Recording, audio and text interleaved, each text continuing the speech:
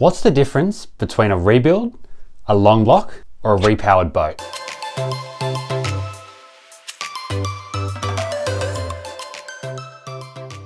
Hey guys, my name's Aaron. I'm a marine surveyor based in Sydney, and personally I've inspected thousands of boats. Today I'm going to run you through the three differences and how it might impact a boat's value. So what is a rebuilt engine? Typically when someone says they rebuilt the engine, that means they've stripped it down, cleaned it, inspected all the components internally for wear, and replaced parts required. That doesn't mean everything inside the engine's new, it just means they've checked it and it's within spec.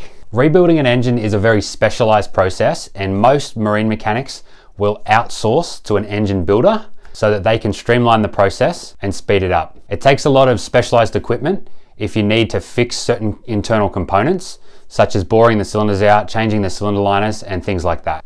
There's a couple of different ways an engine can be rebuilt.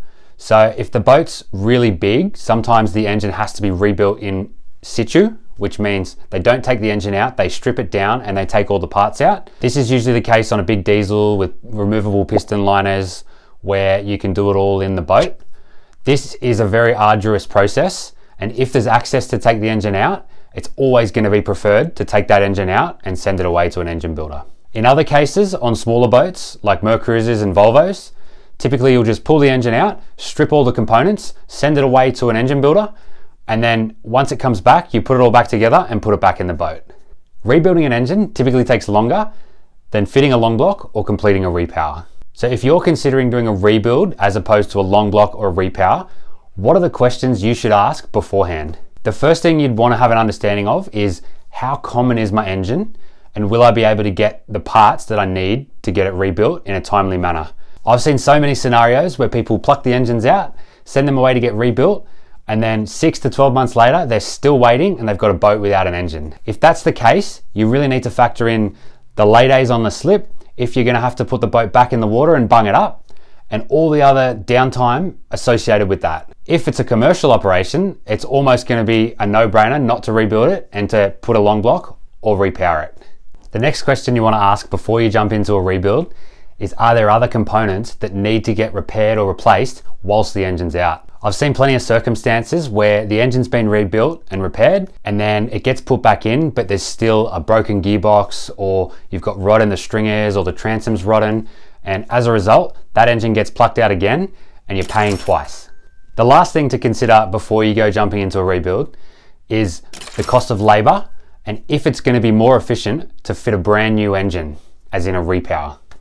This can have a big variance, because if the boat's really big and it needs major work to get the engine removed, possibly a rebuild is the better option. But if the boat's really old and the engine's really old, it might be worth doing that extra work to bring the boat up to speed, improve the value, and further improve the long-term reliability of it. Typically the resale of a boat that's been rebuilt versus a boat that's been repowered, the repowered boat is always going to be worth more. So what about a long block, you ask? A long block is a very common repair and a good option depending on the cost and the type of engine. A long block is basically an engine block with pistons, cylinder heads fitted, and you just swap all the external components from the engine that you've had a problem with onto the new block. It's not replacing the entire engine, but it's replacing the core of the engine. The only problem with a long block is if you don't know why the engine failed and you swap a component from the original engine onto the new engine, you can still potentially have the same problem. I've seen plenty of circumstances where there's been fuel system related issues, turbo related issues, or cooling system related issues. It's got swapped from the old motor onto the new motor, and then 6 to 12 months later down the track, they're in the exact same position. It's a non-negotiable that if you're getting a long block fitted, it needs to be very clear why the engine originally failed so that you can make sure it doesn't happen to the new one. Now the last option is a repower. Now a repower is generally more expensive, but if the boat's relatively old and you're bolting all the old components on, you still have the risk of any of those old components failing. So by repowering, you're fitting everything new in the engine compartment, and you know you're going to have a warranty, reliability, and there's also going to be a few other benefits. So just to give you an example, if you have a boat that's 20 years old and you decide to repower it, you're then going to have the option of 20-year newer technology.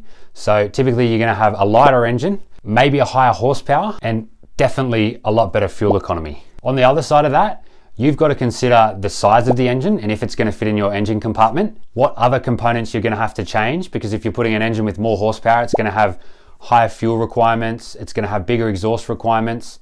You also need to figure out the height of the engine because you don't want any water going back into the engine, and any controls and gauges that are originally fitted at the dash will need to be replaced with the new ones when you repower. A repower can be a great way to freshen up an old boat and make it reliable again, but it's very important that the boat is checked properly beforehand, because there's no point repowering a boat that's filled with rot and isn't going to be worth anything anyway. Typically, a boat that's repowered is much more desirable than a boat that's been rebuilt, and I would say prices generally increase by 10 to 20% when you go to sell it. The other consideration with a repower is if the boat's quite large, you might not have the opportunity to put the engine straight in with a crane.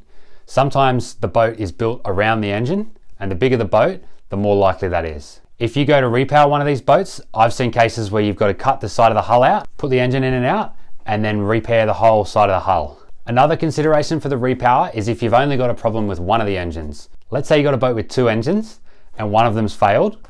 If that engine's failed but there's nothing wrong with the other engine, you're probably more likely to do a long block or a rebuild because you've still got longevity out of the other engine. With a repower, you might be putting a different horsepower, a different manufacturer in, so if you change one engine, you're going to have to change both. So to summarize, a rebuild is stripping down an engine and building it again whilst checking everything, but not necessarily replacing everything. A long block is swapping the core internals of the engine and still using all the original components. And a repower is replacing the entire engine with brand new, so you don't have to worry, and always includes a warranty. I hope this video has been helpful and has given you some clarity around the differences between a rebuild and a repower. If you have liked it, make sure you hit the like and subscribe button, and I'll be sure to keep putting out content.